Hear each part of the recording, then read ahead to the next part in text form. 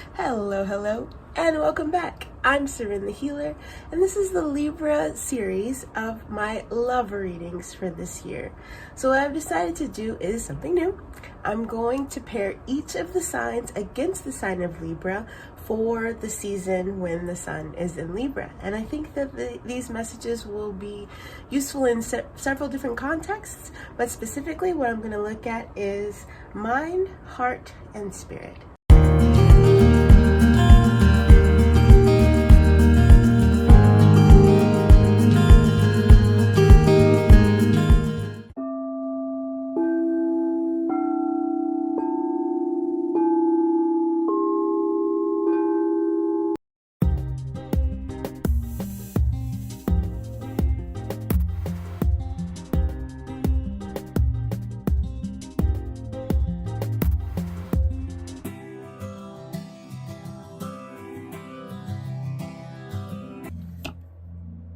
Saint Germain is going to sit in the position of the Libra for this reading, and his advice is work your magic. And we've got the goddess Freya, she's the black moon goddess, in place of Aquarius from the Moon Oracle deck. All right, let's look at the heart.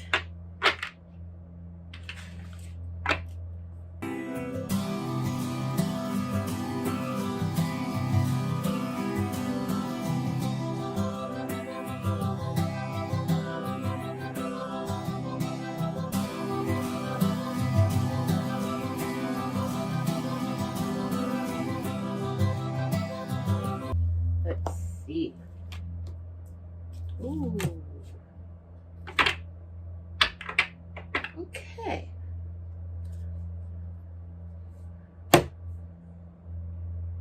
Wow.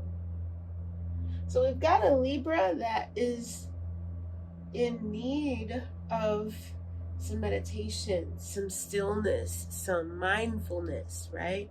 You have gotten really centered in 3D, and it's got you in a place where you're disconnected from guidance and messages and opportunities for joy that are being sent to you.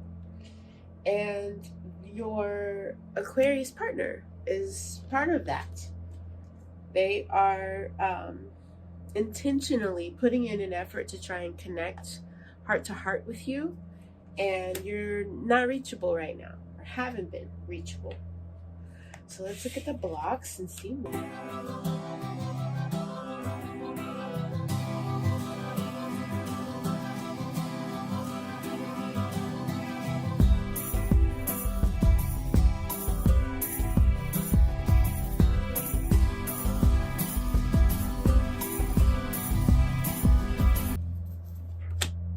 Oh,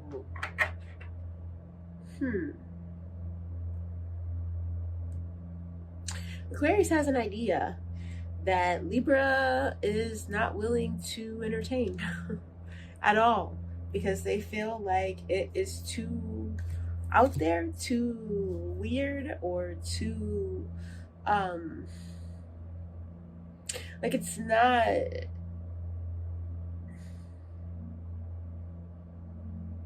It's too new. It's too new, and I have a feeling that Aquarius is having a hard time explaining what they really mean to Libra. And so even though Libra thinks they understand what Aquarius is talking about, they don't. And so all of Aquarius's efforts feel as though they're going just dismissed, unheard. Okay? So that is the heart-to-heart disconnect that's going on with you guys, or that might show up during this span of time for the reading. So Libra season.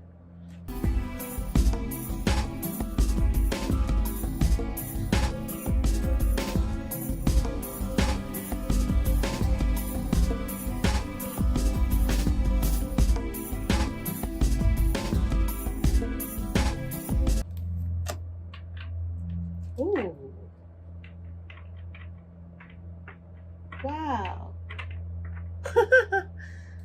So we've got 2 8s, 8 of Wands, and the Strength card.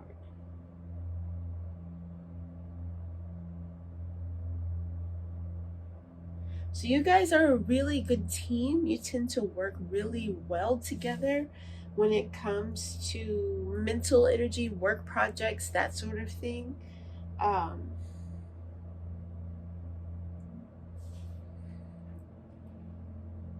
But I kind of feel like this is a place where Libra is more flexible and Aquarius is more stubborn, as opposed to the heart where it was the other way around. So I'm going to look at blocks again.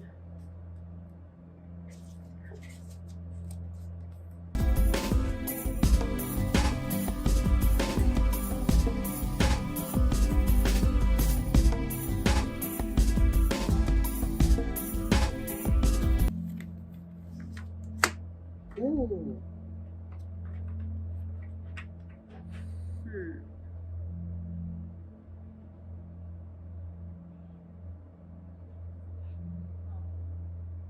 So we have the Star card. And oh my goodness, it's making me feel like this is the strongest area of you guys' relationship right now, is the middle space, the connecting mind to mind. Like, you guys like to get together and think about, well, it's 2 air signs, right? So that makes sense. It's where your relationship is the strongest and where it's founded. And the Libra partner is likely you're literally shooting arrows towards the towards the Aquarius. You are wanting to start a bunch of projects, getting a lot of ideas coming in and wanting to jump. Let's do this.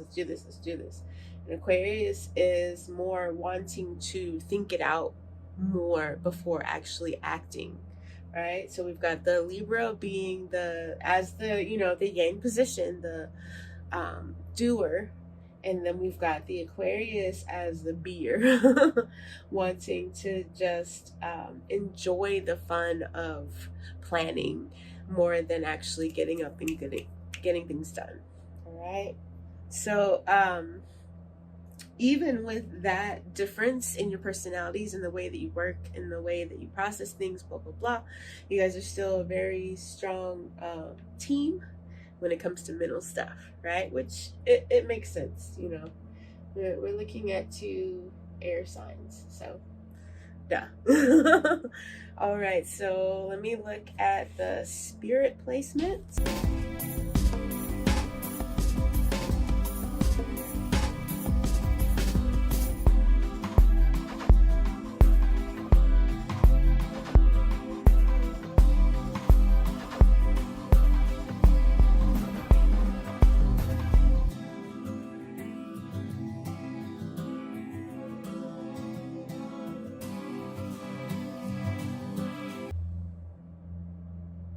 So the spiritual disconnect or energy behind what's going on in the middle energies is very straightforward.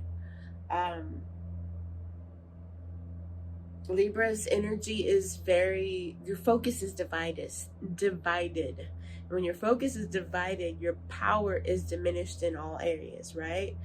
Jack of all trades, master of none, right? So you're dividing your time in that analogy and not being able to devote it to any one thing in order to master it, right? So with this, we're looking at dividing your focus so that you're not really clued in or tuned in very deeply to anything, right? So what you're manifesting is very unintentional. Your manifestation is all over the place. You're getting positive, you're getting negative, you're getting hot, you're getting cold, you're getting good, you're getting bad, because you are not focusing in any one area for long enough, right, to differentiate and to actually call in one specific thing, right? So while as a part of a team, you being able to get ideas and start different projects is a positive thing. When you're on a part of a specific team, when you're by yourself, it doesn't necessarily work that well, right? And then on the other side of the spectrum, we have got our Aquarius person who is not wanting to move as quickly and wanting to focus all of their effort in one, and energy and effort and time in one specific area in order to develop some, I don't know why the word notoriety just came to mind, but you're wanting to establish some history, some understanding, some consistency in an area. And meanwhile, you are mentally being tormented with all of the opportunity cost, right? All of the choices not taken, all of the projects not focused on, right? And so you guys are opposite mirror images of each other in the motivation, which is what is contributing to your different placements and helping you to, it's actually, I still see it as a benefit, but then, I'm eternal optimist over here. So let's look at the block.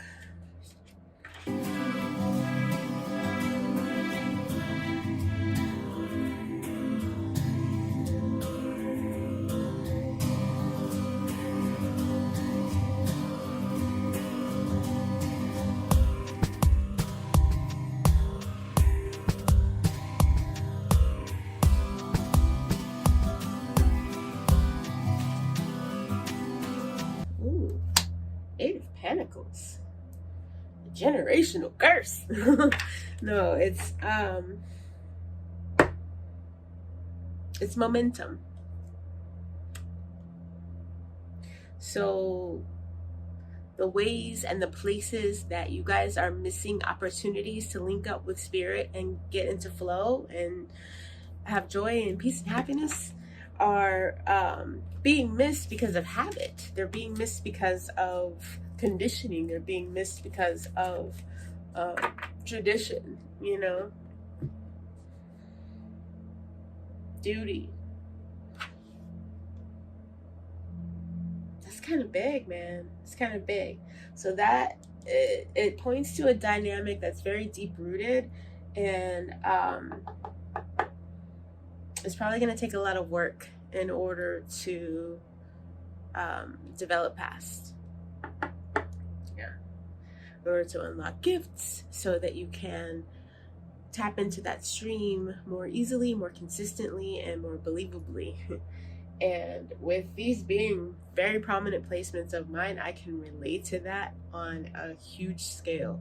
Even just doing these readings, for me, this is a class of, it's like a boot camp of me forcing myself to trust what I see as far as clairvoyant gifts and what have you.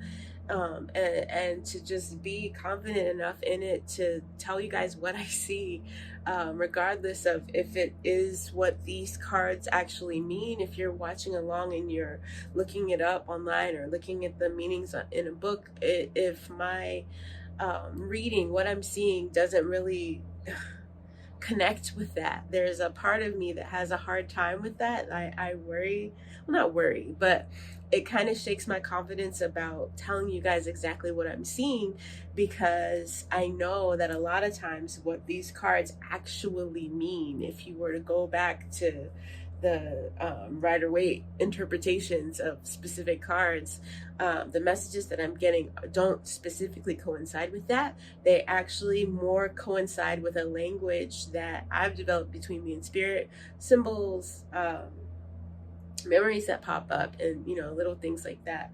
So it makes it really hard for me to be honest about what I see when I see one thing and then I know the meaning of the card here, or I see one thing and then I'm pretty sure that's not the meaning of the card, right? So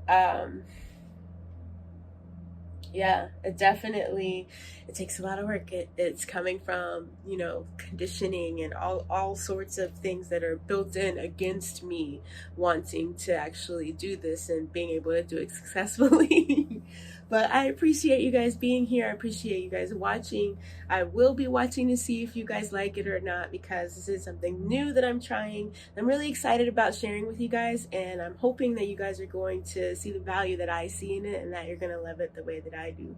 So drop me a comment if it's helpful to you, or if I'm getting close to something that you've been wanting to see in a reading or anything like that. Let me know. I'd be willing to tweak and you know, look deeper into certain aspects if you guys are interested in that. And I look forward to seeing you back here next time. Bye now.